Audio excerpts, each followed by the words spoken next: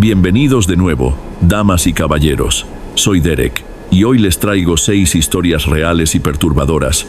Algunas de ellas definitivamente los harán mirar las cosas con otros ojos. No olviden dejar su me gusta, suscribirse, compartirlo con sus amigos y contarme desde dónde nos acompañan.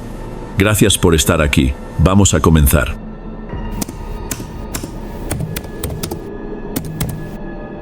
Buenas noches, Derek. Soy Alejandro. Tengo 32 años. Hasta hace algunos meses, residía en un departamento rentado en el corazón bullicioso de una metrópoli. Laboré en una consultoría financiera por varios años, pero terminé siendo despedido durante una crisis empresarial. Para empeorar las cosas, mi matrimonio se desmoronó violentamente y no encontré alternativa más que trasladarme a la vieja casona que recibí en herencia de mi abuelo Evaristo, muerto hace unos años. Fue mi única escapatoria, pues mis hermanos viven distantes y también atraviesan apuros económicos. Esa propiedad se asienta en un predio considerablemente extenso, cercado de vegetación espesa por prácticamente todas las direcciones. Se requieren aproximadamente 15 minutos en automóvil para alcanzar el diminuto poblado más próximo.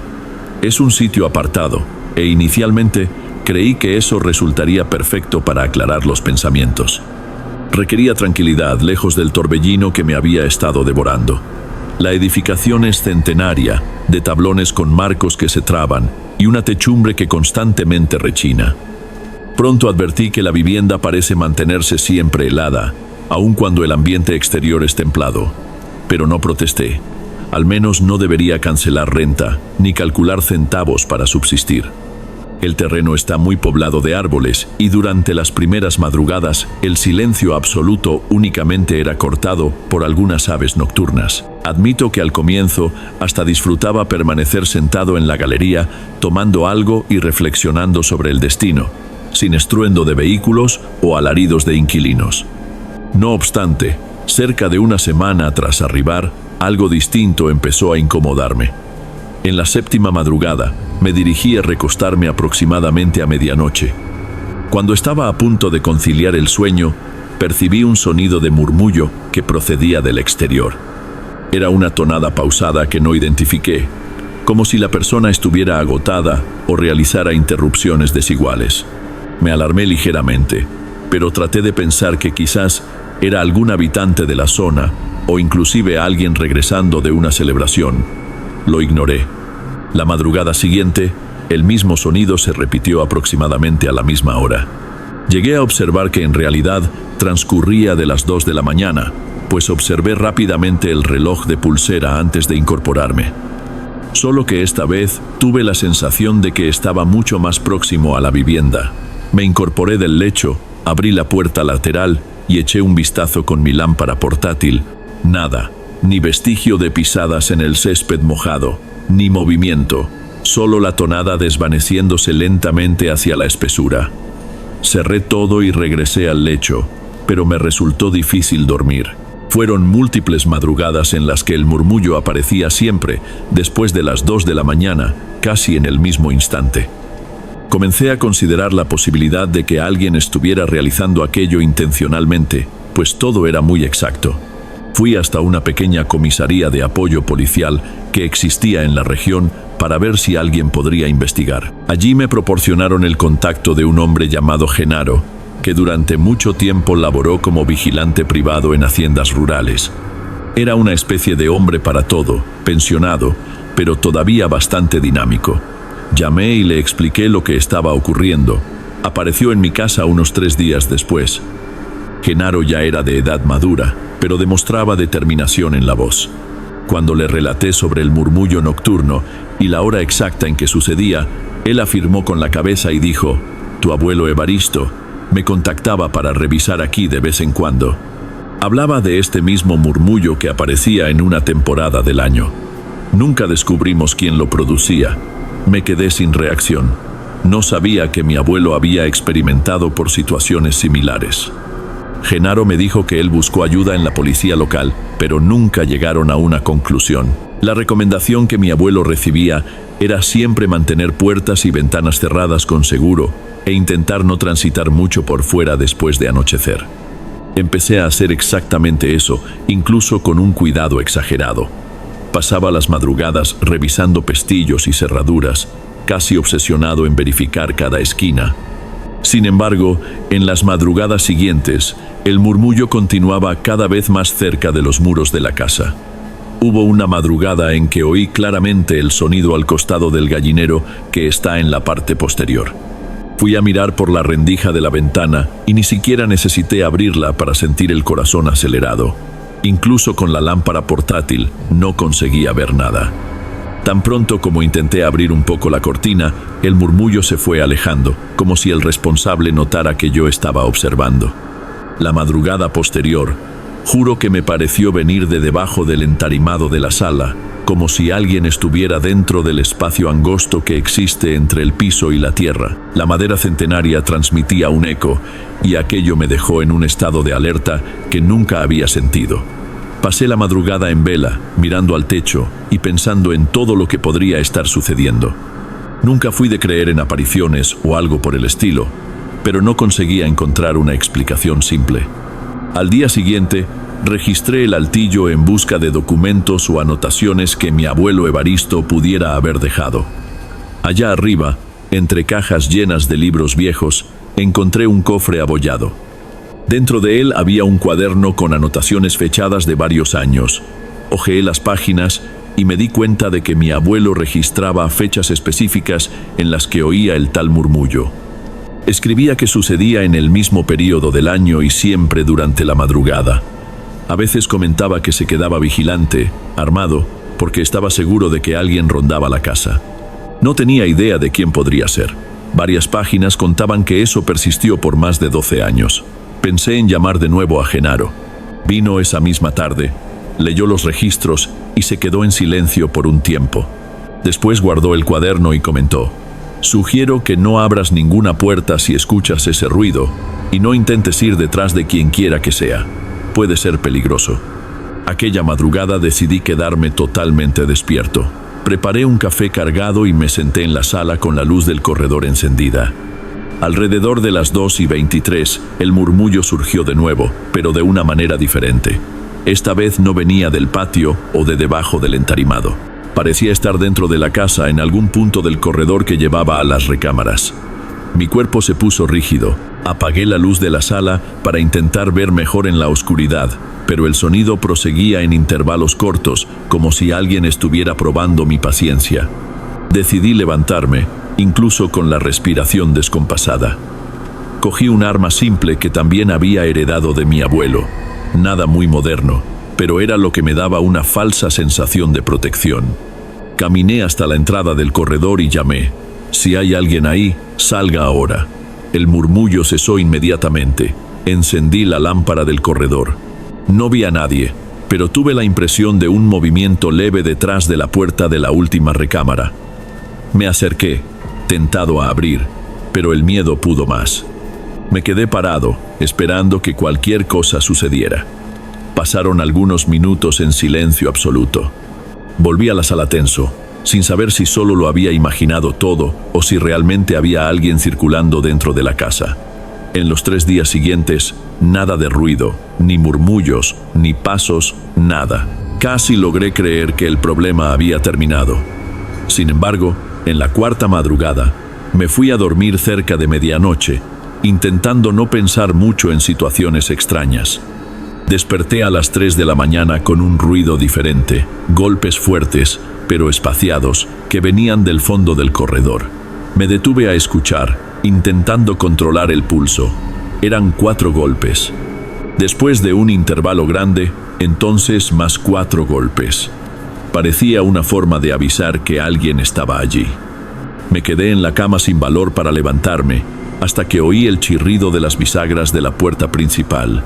De un salto, cogí el arma, pero me quedé inmóvil. Escuché pasos en dirección a la sala, pisadas cuidadosas sobre el piso viejo. Entonces, todo se silenció de nuevo. Casi contuve la respiración de tanto miedo.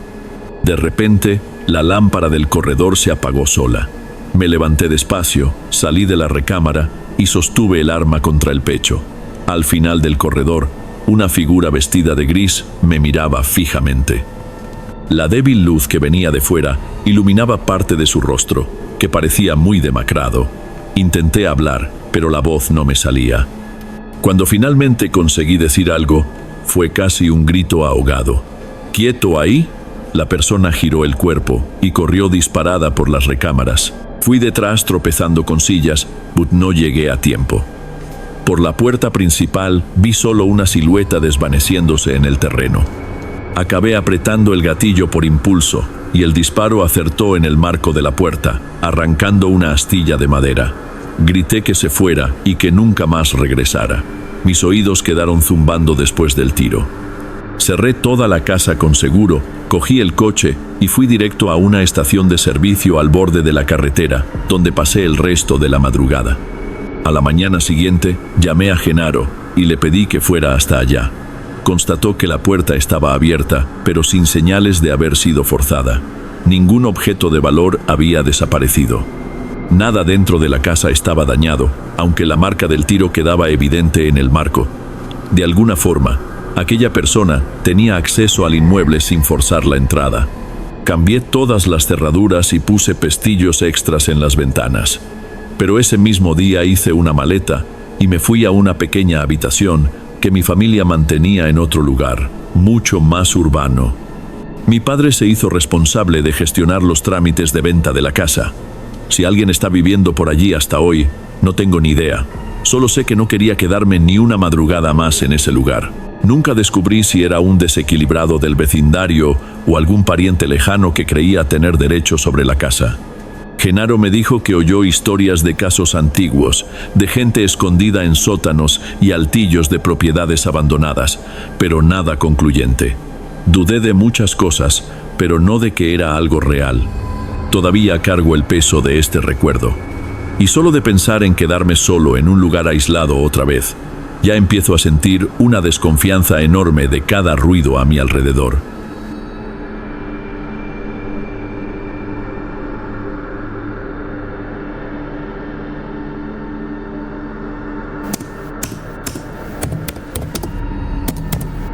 Buenas noches, Derek. Me llamo Mateo y tengo 19 años ahora, pero crecí en una aldea muy diminuta, donde pasé toda mi niñez hasta los 9 años de edad. En aquel sitio, cada cara era conocida. Las pláticas sucedían en los portones de las viviendas y prácticamente no existían misterios. La población no rebasaba las 85 personas y todo el mundo se auxiliaba con trueques de comida, festivales comunitarios o simples charlas al terminar la tarde. Allí solíamos tener más independencia de la que la mayoría de los críos de afuera podría imaginar, pues era frecuente que deambuláramos libremente, sin gran inquietud de los mayores. Cuando era crío, mis progenitores me permitían andar por ahí sin mucha limitación. A lo sumo, me reprendían si me tardaba, pero sabían que difícilmente algo perjudicial ocurriría. Fue en este ambiente de falsa tranquilidad que viví la experiencia más terrorífica de mi existencia hasta entonces. Acababa de regresar de una pesca rápida en el riachuelo con mi mejor compañero Ramiro, que era un año superior que yo. Estábamos empapados y agotados, pero con ansias de ganar un dinero para adquirir alguna golosina en la tiendita local. Recuerdo que no requeríamos mucho. Media docena de monedas ya bastaba para un paquete de dulces o una gaseosa económica. Mientras conversábamos sobre qué realizar para conseguir ese dinero, doña Remedios, una señora que habitaba sola en una casita de adobe, nos gritó desde su solar. Era reconocida por hacer tisanas y medicinas caseras para la gente. Aquel día nos recibió con mandil, con una expresión cordial, diciendo que requería auxilio para hallar una planta llamada cedrón. Explicó que deseaba preparar una tisana especial para un evento que tendría lugar pronto, porque siempre le agradó ofrecer esas bebidas tradicionales en los encuentros del pueblo. Si llenan 2 costales grandes con hojas de cedrón, puedo comprarles lo que deseen de bebida en la tiendita. Todavía tengo unos billetes guardados y será mucho más práctico que ir a recogerlas yo misma. Ramiro y yo aceptamos al instante. Primero, porque nos simpatizaba doña Remedios y sabíamos que si cumplíamos la misión, nos recompensaría bien. Segundo, porque yo no deseaba estar pidiendo dinero a mis progenitores, y Ramiro siempre tenía esa costumbre de demostrar que conseguía todo solo. Parecía una labor simple, juntar hojas suficientes para sus tisanas. Al fin y al cabo, el área del pueblo tenía varias de esas hierbas esparcidas por los alrededores. Comenzamos la búsqueda a media mañana, bajo un sol que no daba tregua. A cada paso, sentíamos la playera pegarse a la espalda. Corría un viento ligero, pero era insuficiente para refrescar de verdad. Deambulamos por los terrenos cercanos, recogiendo todo lo que se asemejaba al cedrón, y fuimos llenando el primer costal. Aún así, no avanzábamos mucho en la cantidad. Parecía que cuanto más buscábamos, menos encontrábamos las benditas hojas. Después de algún tiempo, el calor era casi insoportable, y empezamos a pensar en desistir. Ya era casi la hora del almuerzo, y ni siquiera habíamos llenado la mitad de un costal. El cansancio me hizo sugerir que lo dejáramos para otro día, pero Ramiro insistía en que si no terminábamos pronto, podríamos perder el buen humor de doña Remedios y, consecuentemente, nuestra gaseosa helada. En el fondo, yo sabía que él tenía razón. Decidimos atravesar un pequeño tramo de maleza rala detrás de unos alambrados, creyendo que tal vez sería más fácil allí. El lugar estaba más alejado del centro del pueblo, y rara vez íbamos hasta allá. En mi cabeza, si nadie solía recolectar cedrón en esa área, quién sabe si las plantas estarían creciendo sin ser molestadas. Solo que al llegar a ese rincón más vacío, nada cambió mucho. El sol continuaba fuerte, y nosotros dos ya estábamos exhaustos. Entonces, de repente, mientras intentábamos secarnos el sudor del rostro, dos muchachos surgieron de la nada. Eran más altos que nosotros, con sudaderas rojas y pantalones largos, lo que parecía muy extraño para el calor que hacía, pero a veces pasaban viajeros o personas de otros lugares por allí. Lo primero que pasó por mi cabeza fue que debían estar sintiéndose sofocados debajo de esa ropa. No pude ver bien sus rostros, pues mantenían la capucha medio baja. Parecían tener como máximo 18 o 19 años, pero estaban lejos de ser conocidos del pueblo. Nunca los había visto. Uno de ellos dio un paso al frente y preguntó: ¿están andando solos por aquí? Ramiro no respondió. Me miró y parpadeó de una forma que yo entendiera que era mejor que nos fuéramos. Solo que, como soy medio lento con las señales, pensé que era solo un gesto para que yo resolviera la conversación. Entonces dije medio sin pensar: sí, necesitamos encontrar unas hojas de cedrón. ¿Sabes dónde hay? En ese momento, noté que el muchacho sonrió de lado, como si aquello fuera alguna broma interna para él. El otro muchacho, que se había quedado callado hasta entonces, se acercó más y puso la mano en mi hombro. Ramiro reaccionó inmediatamente, tirándome del brazo y dando un paso hacia atrás, como quien dice que no le gustó nada ese contacto. Lo más extraño fue que los dos ignoraron completamente la incomodidad que causaron. Uno de ellos comenzó a hablar de forma hasta dulce, como si quisiera ganar nuestra confianza. Vimos un campito lleno de esas plantas. Está muy cerca del cerro que está allá al fondo. Si quieren, podemos llevarlos. Cuando habló del cerro, me acordé de las noches en que jugábamos al escondite con otros niños. Nadie nunca había encontrado cedrón allí, pero la perspectiva de encontrar todo de una vez hizo que mis ojos brillaran. Sabía que sería más rápido y que podríamos volver a casa antes de que el hambre apretara. Ya Ramiro, sin embargo, miraba a su alrededor con desconfianza, como si buscara alguna señal de dónde habían surgido esos tipos. Fue en ese momento que vi un pequeño símbolo bordado en la parte trasera de la sudadera de uno de ellos, algo que nunca había visto antes y que me dio un escalofrío por parecer un dibujo extraño, casi siniestro. Él incluso intentó sostenerme por el brazo, pero yo seguí adelante, respondiendo sin pensar: ¿puede ser? Muéstrennos. Entonces, los dos muchachos fueron caminando delante, y Ramiro y yo los seguimos detrás. Pasamos por un pequeño sendero de tierra, y luego entramos en una región que tenía pocas casas y una vegetación más densa. Después de algunos minutos, miré hacia atrás y me di cuenta de que el pueblo ya estaba fuera de vista. Fue en ese instante que sentí algo extraño en el aire. Mi respiración se volvió pesada y sentí ganas de parar, pero era como si mis pies avanzaran solos. Intentaba preguntar cuánto faltaba para llegar al tal campo de cedrón, pero me daban respuestas vagas. Ten un poco de paciencia, falta poco. Ramiro me apretó la mano con fuerza. Él solía ser una persona confiada, pero noté que estaba temblando. Mis piernas comenzaron a flaquear porque me vino una sensación de urgencia por volver. Solo que por alguna razón no conseguía tomar la iniciativa de dejar de caminar. Parecía haber una presión que nos empujaba adelante, como si tuviéramos miedo de negarnos. Fue entonces que Ramiro, aprovechando que los dos muchachos estaban un poco más adelante, se inclinó y susurró casi sin sonido: «¡Corre!». Salió disparado sin soltar mi mano en ningún momento, y yo solo pude seguirlo porque sentí que el pánico se apoderaba de mí. En ese exacto segundo oí a los muchachos gritando algo, probablemente mandándonos parar, pero no miré hacia atrás. Corrimos de vuelta por el mismo sendero de tierra, tropezando en las piedras sueltas. El miedo era tan grande que parecía que el aire no entraba bien en mis pulmones. Todo lo que pensaba era que si me caía, no lograría levantarme a tiempo. Después de lo que debieron ser algunos minutos, divisé el techo de una de las casas más cercanas del pueblo y me di cuenta de que estábamos casi a salvo. Me dieron ganas de llorar, pero la adrenalina era tanta que ni siquiera sabía bien cómo reaccionar. Cuando llegamos, nos detuvimos prácticamente frente a la puerta de Doña Remedios. Creo que nos oyó corriendo porque abrió la puerta y casi se asustó al ver nuestro estado. Debíamos tener la ropa toda pegada de sudor, el rostro sonrojado y una expresión de puro pavor. Nos hizo entrar, nos ofreció agua y preguntó qué había pasado. Yo incluso intenté explicar, pero mi voz no salía bien. Tuve que respirar hondo unas 2 o 3 veces para no ahogarme de tan jadeante. Ramiro, todavía con la mano temblorosa, contó que 2 tipos extraños habían prometido mostrar un lugar con cedrón, pero la conversación no parecía nada normal.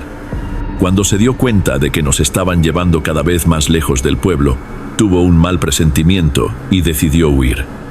Doña Remedios se puso pálida, se sentó a nuestro lado y se pasó la mano por la frente como si no creyera lo que estaba oyendo. Nos regañó, diciendo que era peligroso confiar en quien no conocíamos. Dijo que debíamos haber vuelto tan pronto como nos dimos cuenta de que no sabían nada sobre la planta. Después del susto, nos llevó a mi casa para explicarles todo a mis progenitores. La reacción de ellos no fue muy diferente. Se pusieron furiosos y nos prohibieron salir sin avisar durante casi un mes. Ramiro, pobrecito, también recibió una regañina de sus progenitores por haberse arriesgado junto a mí y casi meternos en un lío mayor.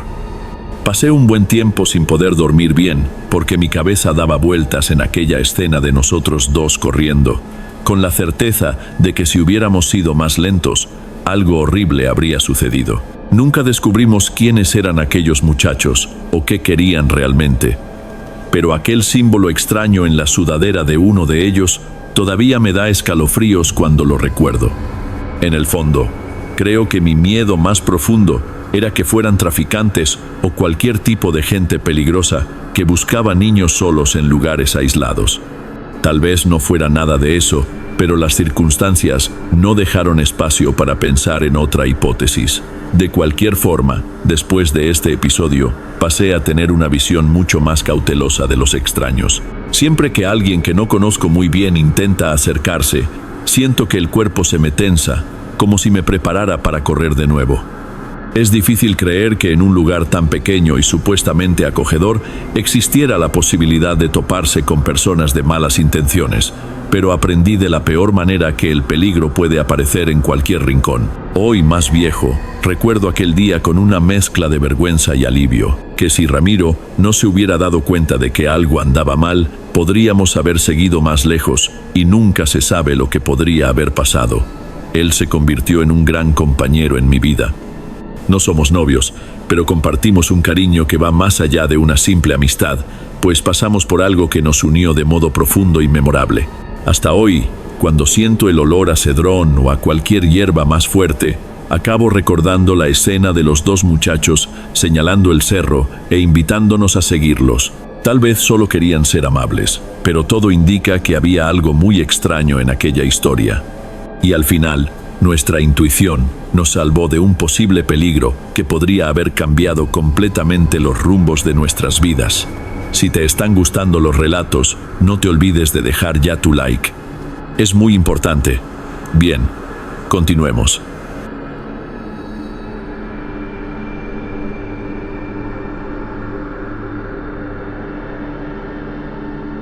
Antes de pasar al siguiente relato, verifica si ya estás suscrito aquí en el canal y si ya has activado la campana de notificación para recibir las próximas historias. Aprecio tu compañía y tu apoyo marca toda la diferencia. Bien, continuemos.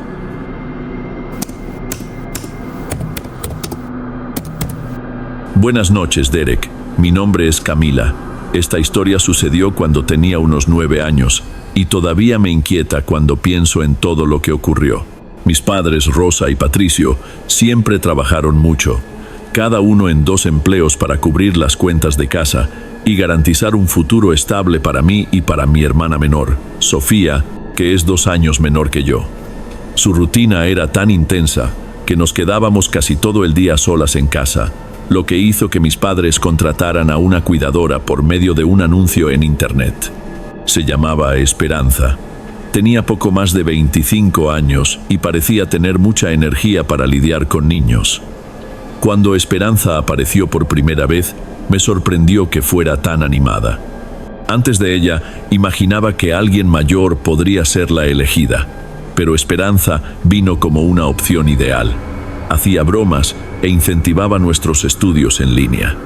Mis padres creían que sería mejor mantenernos en casa, ya que no siempre podían recogernos o llevarnos a la escuela. Sofía y yo adorábamos su compañía. A diferencia de lo que pensaba que sería una niñera, Esperanza era divertida, se reía de nuestros chistes y hasta participaba en los juegos. Jamás me olvido del día en que, incluso cansada, puso música para bailar con nosotras en la sala y nos enseñó una coreografía simple, solo para distraernos.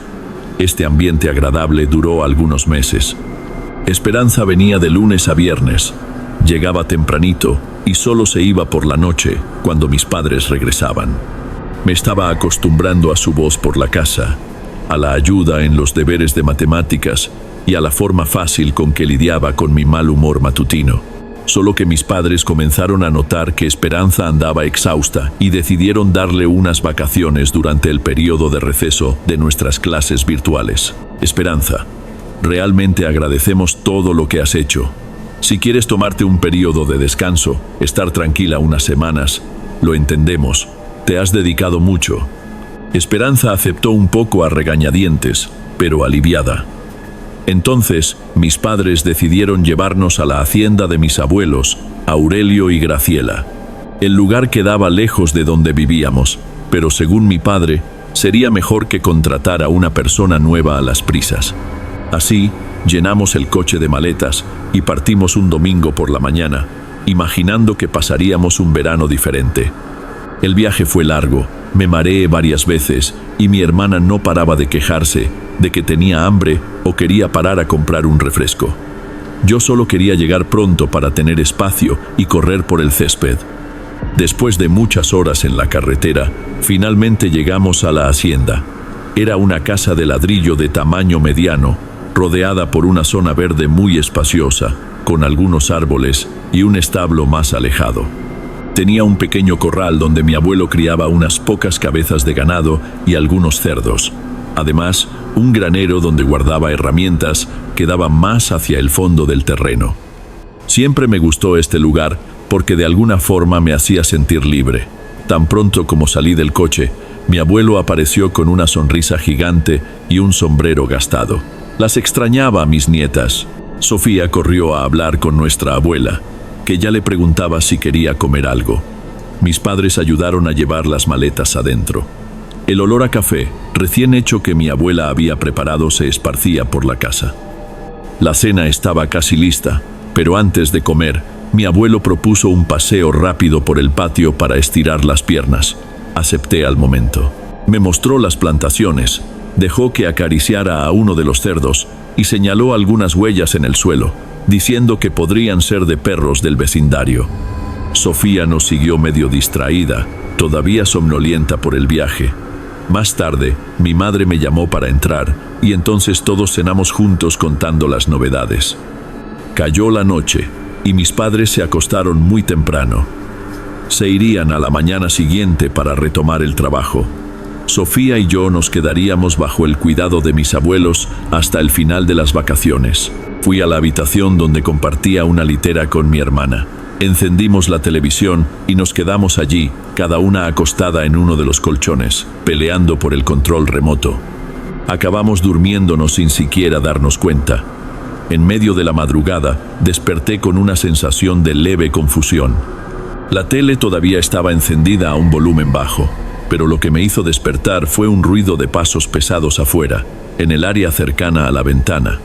Cerré los ojos para ver si estaba soñando, pero los pasos continuaron. Sofía dormía profundamente y yo me quedé inmóvil, sin saber qué hacer. En pocos segundos, escuché algo como si alguien arañara la ventana, intentando mover la persiana. Después, un ruido que recordaba a un gruñido ahogado. Mi corazón se disparó. Me levanté de un salto y salí corriendo a la habitación de mis padres. Golpeé la puerta lloriqueando que había alguien afuera. Mi padre abrió medio atontado por el sueño. «Camila, ¿qué pasa?» Yo creo que hay alguien en la ventana de mi cuarto». Mi madre se levantó y sugirió que mi padre fuera conmigo a comprobar. Él cogió una linterna y fuimos. Sin embargo, cuando llegamos, no había nada más que el viento moviendo el follaje afuera. Me consoló, diciendo que en una zona rural era común oír animales o incluso ramas golpeando, pero yo sabía que había oído algo diferente. Aún así, volví a la cama y de tan cansada, me dormí enseguida. Al día siguiente, desperté sintiendo un olor delicioso a pan calentito que mi abuela horneaba. Mis padres ya estaban arreglando las cosas para partir. Bajé a la cocina, tomé café con ellos y enseguida nos despedimos.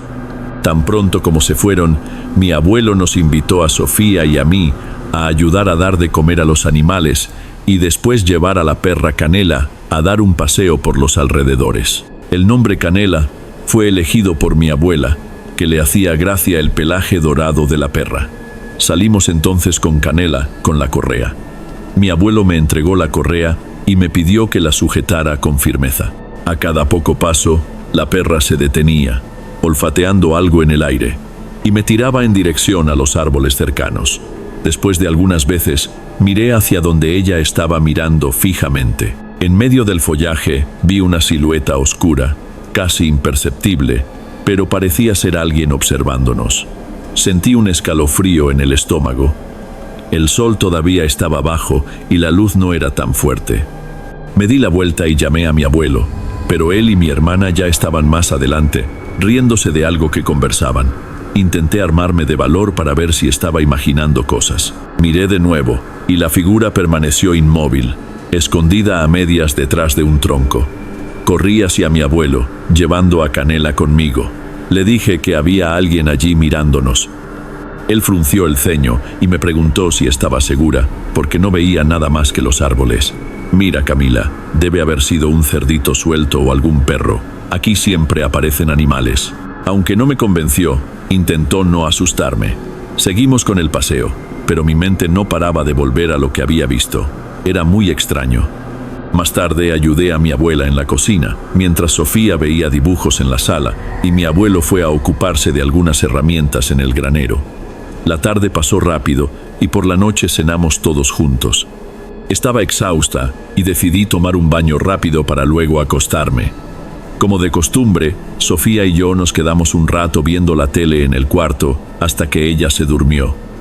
Yo todavía tardé algunos minutos, pero acabé quedándome dormida. Entonces, alrededor de las 2 de la mañana, abrí los ojos de súbito al oír un tarareo constante afuera. Era una melodía que parecía surgir muy cerca de la ventana. Apagué la televisión e intenté escuchar mejor. Al principio, pensé que era mi abuelo, que a veces se levantaba de madrugada, pero no tenía sentido que tarareara una canción infantil que Sofía había puesto en la tele más temprano. A pesar de mis sospechas, estaba medio mareada de sueño y llamé en voz baja. «¿Abuelo?». El tarareo se detuvo. Me quedé unos 30 segundos sin saber qué hacer cuando una voz me respondió. «Soy yo, sí, Camila. Necesito que vengas hasta aquí. Quiero mostrarte una cosa en el granero. Ven sin hacer ruido». Una parte de mí creyó en esa voz. Parecía mi abuelo, pero al mismo tiempo sonaba diferente, como si alguien estuviera imitando su tono. Mis ojos todavía pesaban de cansancio y no pensé mucho en las consecuencias. Me puse las chanclas, abrí la puerta lateral y salí en dirección al granero. El lugar estaba envuelto en una oscuridad profunda, pues el poste de luz quedaba más cerca de la casa. En el camino, divisé la silueta de un hombre parado cerca de una de las ventanas del granero. Llevaba una chompa con la capucha medio baja, pero hacía un gesto para que me acercara. Mientras caminaba, sentí una fuerte desconfianza. ¿Por qué mi abuelo estaría vestido de esa manera? Y encima, despierto a esa hora queriendo mostrarme algo. Me fui acercando más y él extendió la mano para que la sujetara. Noté que la mano no era áspera como la de mi abuelo, que vivía lidiando con azadas, madera y animales. Era una mano más lisa, con dedos largos y una presión intensa. Empecé a ponerme muy nerviosa. «Abuelo, ¿qué está pasando?» Él no respondió, solo continuó tirando de mí hacia el interior del granero. Intenté detenerme, pero me apretó la mano con fuerza. Entonces sentí que esa persona no era mi abuelo. No tenía ni el olor que solía sentir cuando me abrazaba. Podía ver de reojo que el cabello del sujeto era más oscuro que el de mi abuelo, y la forma en que caminaba era extraña, un poco coja. De repente, oí la voz de mi abuelo llamando mi nombre a lo lejos, cerca de la casa. Este hombre soltó una palabrota en voz baja y giró la cabeza para ver de dónde venía la llamada. Fue el segundo que necesité para arrancar mi mano de su agarre y correr de vuelta a la casa. Grité pidiendo ayuda y mi abuelo apareció en el porche encendiendo la luz. Cuando me vio, corrió a sostenerme. Mi abuela ya estaba dentro de casa con el teléfono fijo en las manos, llamando a la policía de la región. Canela, que esa noche había quedado encerrada en el lavadero para no despertar a la casa con sus ladridos, comenzó a ladrar tan pronto como me oyó gritar. Todo sucedió muy deprisa. Estaba temblando y no paraba de llorar, intentando explicar lo que había pasado. En poco tiempo, 2 policías llegaron y comenzaron a registrar el terreno. Llevaban linternas y nos pidieron que nos quedáramos dentro de casa con las puertas cerradas con llave. Pasó tal vez media hora hasta que se acercaron de nuevo. Uno de los policías nos contó que habían encontrado a un hombre escondido en una zanja no muy lejos de allí, por donde pasaba un pequeño arroyo. Llevaba una mochila con algunas cosas del granero de mi abuelo. Según ellos, el sospechoso también tenía un machete envuelto en un paño metido en la cintura. La policía descubrió que el candado del granero había sido cortado. Probablemente aquel hombre entró para coger cualquier herramienta u objeto de valor y acabó viéndome ese día, cuando paseamos con Canela. Lo más perturbador fue saber que no estaba solo en los días anteriores. Algunos vecinos relataron haber visto a una persona rondando carreteras cercanas en horarios extraños. Hicieron preguntas sobre si conocíamos a alguien con algún motivo para perseguir a nuestra familia. Unos días después, nos llegó una información. Ese hombre era Rodrigo, exnovio de Esperanza, la cuidadora que mis padres habían contratado. Por lo que descubrimos, había conseguido saber a dónde ir al oír a Esperanza comentar sobre la casa de mis abuelos en una conversación con una amiga antes de que la relación terminara. Rodrigo confesó a la policía que se sentía rechazado desde el fin de la relación y quería usarnos para chantajear a Esperanza. Dijo que no pretendía hacerme daño de verdad, pero claro que esa afirmación no me consoló en lo más mínimo. Mi abuelo se quedó muy afectado. Dijo que nunca pensó que algo así pudiera suceder en un lugar tan apacible. Mi abuela quedó en shock por algunos días y yo solo podía pensar en lo que habría sucedido si él hubiera conseguido llevarme. Cuando mis padres se enteraron de todo, volvieron para recogerme y también se llevaron a Sofía de vuelta. Creyeron que era más seguro que pasáramos el resto de las vacaciones en casa, aunque fuera complicado. Me sentía aliviada por estar lejos de esa hacienda, a pesar de adorar a mis abuelos. También entendí que ellos no tuvieron la culpa de nada, pero la experiencia fue aterradora. Fue así que, después de todas estas confusiones, mis padres decidieron reconsiderar la cuestión del trabajo para poder estar más presentes. Esto incluyó conversar con Esperanza, que también quedó destrozada con el comportamiento de su exnovio. Lloró de vergüenza y pidió disculpas. Mis padres acabaron optando por no continuar con ella, pues el susto fue demasiado grande. Hasta hoy, cuando me acuerdo de las madrugadas en aquella hacienda, siento una opresión en el pecho. No sé si tendré el valor de volver algún día y mirar aquella ventana del granero sin recordar aquella figura con la capucha.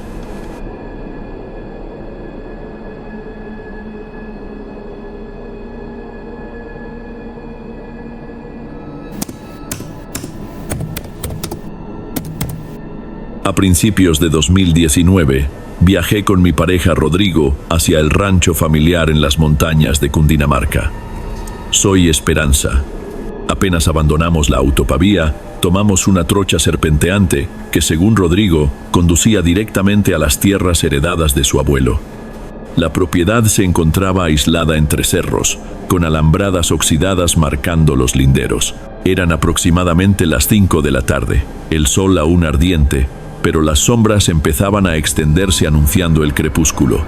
Unos 20 minutos antes del destino, divisamos a una mujer gesticulando junto al sendero.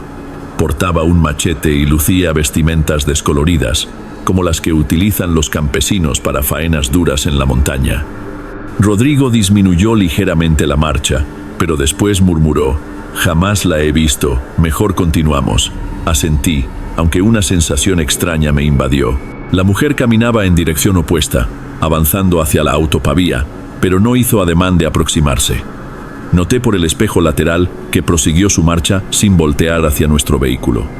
Pese a mi inquietud por abandonarla, algo en su semblante me heló la sangre. Apenas divisamos el rancho, respiré tranquila al distinguir la empalizada deteriorada que señalaba nuestra meta.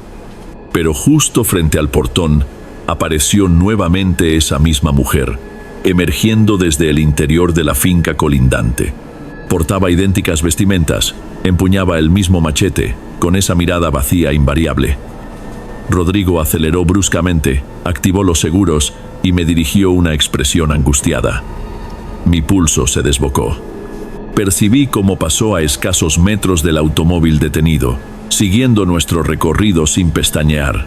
Al voltear, ahí permanecía inmóvil, con los brazos inertes, como interrogándose sobre nuestra presencia. Ningún otro vehículo nos acompañó durante todo el recorrido. Posteriormente, ya en la vivienda, platicamos con el hermano de Rodrigo y sus sobrinos. Nadie tenía conocimiento sobre aquella mujer, mucho menos qué actividades realizaría en esos parajes remotos. Comentaron que aunque existiera algún sendero oculto, alguien habría advertido su tránsito, pues todas las propiedades permanecen valladas. Aún hoy me cuestiono qué habría ocurrido si le hubiéramos brindado transporte. ¿Nos habría revelado su destino? ¿O acaso nuestra historia habría tomado un giro completamente distinto?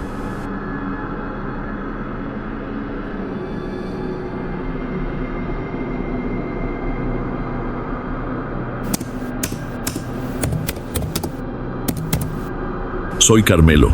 Hace varias décadas laboraba en una tienda familiar que administraba mi padrino Evaristo, dedicada a herramientas agrícolas y semillas. Acostumbraba servir a compradores locales, revisar inventarios y ocasionalmente realizar repartos. Jamás disfruté transitar por las veredas montañosas, pero carecía de alternativas. Una tarde, cuando cumplía 19 años, mi padrino me convocó junto a otra empleada, Soledad, que rondaba los 22. Deben transportar estos bultos a Doña Remedios. Los requiere urgentemente, pero escuchen atentamente. No permanezcan ahí cuando anochezca.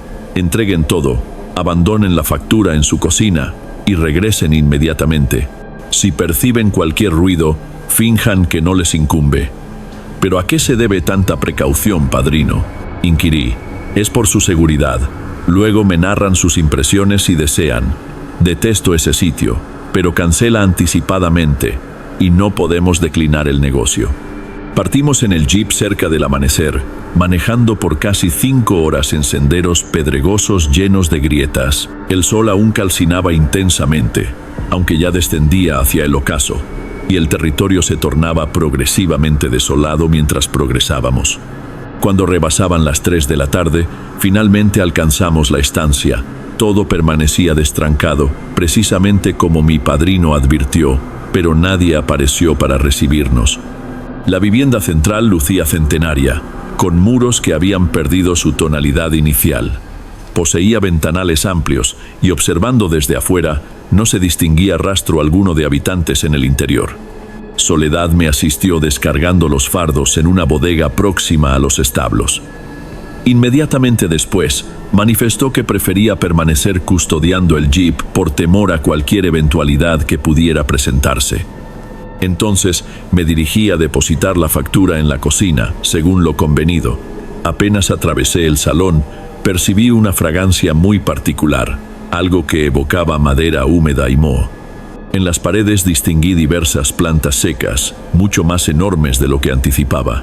Parecían especímenes, pero existía algo en la manera como estaban colocadas que me produjo desazón.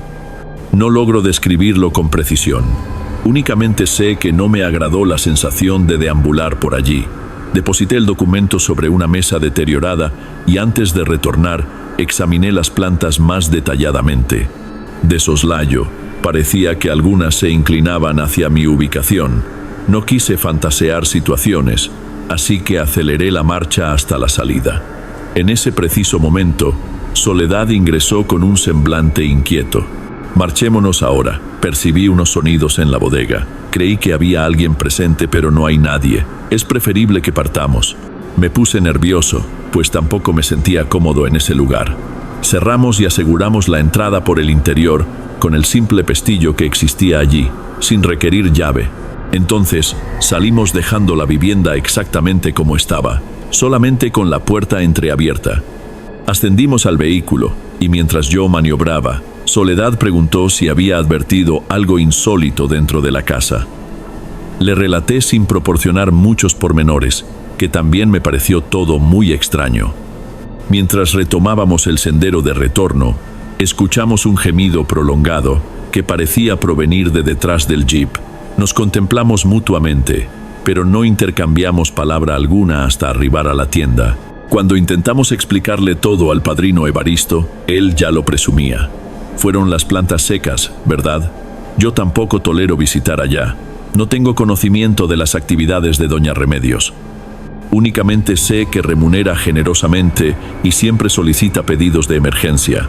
Dejé de descansar placenteramente después de esa jornada.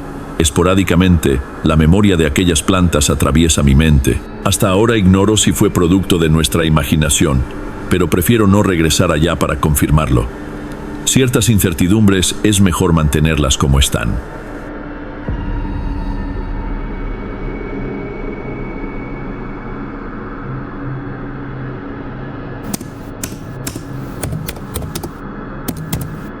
Arribé a ese rancho serrano cerca de las 8 de la mañana para completar una labor de reparación de techos que mi compañera Valeria y yo habíamos comenzado la jornada previa. Me llamo Sebastián y acostumbro recorrer largas distancias por mi oficio, pero admito que escasamente he confrontado una circunstancia tan inquietante como la que experimenté allí. La primera jornada, el propietario llamado Eusebio y su hermana Esperanza nos acogieron cordialmente.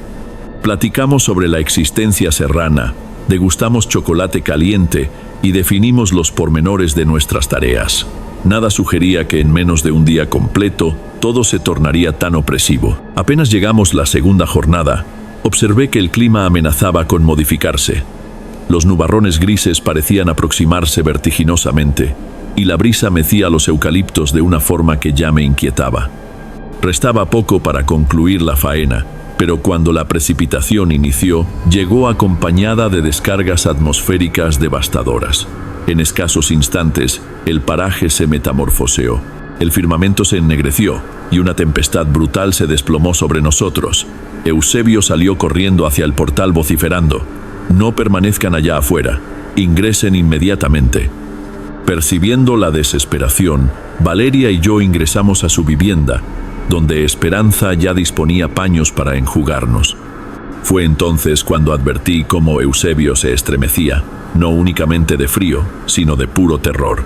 Reiteraba constantemente: «Mis cultivos jamás los dejan tranquilos». Para intentar asistirlo, me propuse dirigirme hasta el invernadero techado para inspeccionar las hortalizas, pero él interrumpió mi propuesta instantáneamente. No salgan. Es preferible que permanezcamos unidos aquí. Me contempló con un espanto auténtico, como si creyera que las tales presencias, así las denominó, eran más amenazantes cuando numerosas personas se aventuraban afuera. Había casi desesperanza en su voz. Tras varios minutos de silencio crispado, se armó de coraje para intentar describir lo que en su mente acontecía durante aquellas tempestades. Narró que en otras 2 oportunidades hubo precipitaciones tan intensas como aquella y precisamente al día subsiguiente parte de las cosechas se comportó de manera anómala. Cesaron de crecer, permanecían marchitas y pocos días después se pudrían sin motivo evidente. Agrónomos investigaron la posibilidad de plagas o contaminación, pero no hallaron explicación alguna para la sustancia negra en las raíces, como si estuvieran calcinadas internamente. Eusebio creía que algo emergía afuera, en medio de la lluvia, para atacar las plantas. Esperanza asentía silenciosamente, observando a su hermano con genuina congoja. La tempestad perduró algunas horas. Cuando finalmente cedió, Eusebio insistió en que partiéramos, argumentando que ya habíamos realizado lo indispensable y que si realmente existía algo merodeando el rancho, más individuos por allí podrían terminar en peligro. Sin saber exactamente si debíamos confiar en aquello o no, Valeria y yo nos despedimos y marchamos. La única certidumbre que tuve fue la de que Eusebio no estaba simulando aquel pavor. Aunque no contemplé nada más que la tempestad, hasta ahora rememoro claramente su expresión, que parecía creer en algo que los demás no logran percibir.